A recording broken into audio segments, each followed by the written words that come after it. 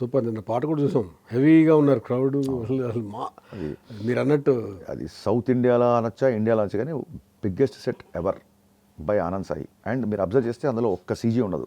ఆయన every frame, చిన్న ఇటుక, చిన్న ప్లాస్టర్ ఆఫ్ ప్యారిస్, చిన్న everything it's a man made set, no CG extensions. 15 రోజులు లైటింగ్ చేశాడు అనుకుంటా కెమెరామెన్ రవివర్మన్ గారు.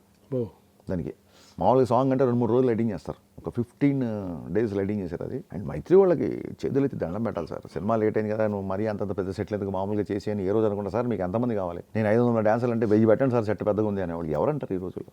ఒక పక్క ఓటీటీ రేట్స్ తగ్గుతున్నాయి అంటున్నారు, ఇంకో పక్క ఏంటి జనాలు థియేటర్కే రావట్లేదు అని చెప్పి ఒక నెరేటివ్ ఉంది. ఇలాంటి సందర్భంలో డైరెక్టర్ని ప్యాంపర్ చేస్తూ సినిమా తీయించుకునే ప్రొడ్యూసర్లు దొరకడం నిజంగా నా అదృష్టం. ఈ సినిమాలో 2 హీరోయిన్లు పెట్టారు. అవునండి, శ్రీలీల గారు పెద్ద డాన్సర్, అవునండి. రాశి ఖన్నా కూడా మంచి డాన్సరే, కానీ శ్రీలీల ఈజ్ మోర్ కాబట్టి. కానీ పవన్ కళ్యాణ్ గారితో ఉంది కదా జయలింగశాలలో వచ్చి కళ్యాణ్ గారితో ఒక స్టైల్ ఆఫ్ డాన్స్ ఉంటుంది, ఈవిడేమో స్పీడ్ ఆఫ్. ఇద్దరిది మ్యాచింగ్ ఎలా అయిందంటారు అసలు? అది మీరే సాంగ్ ఫుల్గా చూసి చెప్పండి. శ్రీలీల గారు డ్యాన్సులు ఫేమస్ అని తెలుసు కదా. అవును, శ్రీలీల డ్యాన్స్ వేసేస్తారు. శ్రీలీల గారు ఏ రోజు కూడా నాకు డ్యాన్స్ అంటే నాకు చిన్న మొహమాట ఉంటుంది, ఇబ్బంది ఉంటుంది అనరు. పవన్ కళ్యాణ్ గారు డ్యాన్స్ చూడడానికి వస్తున్నారు చాలామంది. సో అందుకే పవన్ కళ్యాణ్ గారు డ్యాన్స్ ఉంటుంది అందులో. ఆయన డిప్యూటీ సీఎం, డాక్టర్ కూడా అయిపోయింది.